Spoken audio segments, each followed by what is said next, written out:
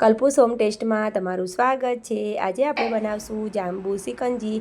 તેના માટે મેં સરસ એવા આ રીતે જાંબુ પાકેલા આવે તે લઈ લીધા છે અને તેને સરસ એવા ધોઈને આપણે કોરા કરી લઈશું।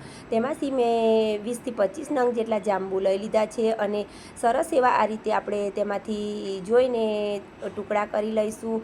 મેં બધા ટુકડા આ રીતે કરી લીધા છે। પછી નાનો મિક્સરનો જાર લઈ લઈશું અને તેમાં આપણે 2 બરફના ક્યુબ્સ નાખી દઈશું।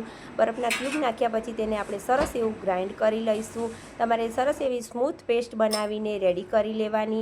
પછી આપણે તેને સર્વ કરીશું। મેં 1 ગ્લાસ લઈ લીધો છે, તેમાં અડધો ગ્લાસ જેવું આપણે જે જાંબુનો જ્યુસ બનાવીને રાખ્યો હતો તે નાખી દઈશું।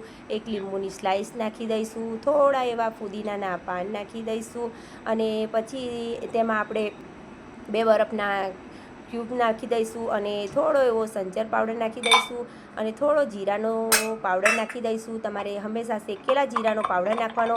પછી આ રીતે થોડું એવું ક્રશ કરી લઈશું અને ઉપરથી તમારે 7 અપ કાં તો સ્પ્રાઇટ એડ કરી દેવાની। આપણી મસ્ત મજાની જાંબુ સિકંજી બનીને રેડી થઈ ગઈ છે।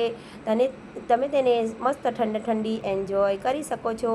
ઉપરથી થોડા પુદીનાના પાન નાખી દઈશું અને લીંબુથી આપણે ગાર્નિશ કરી દઈશું।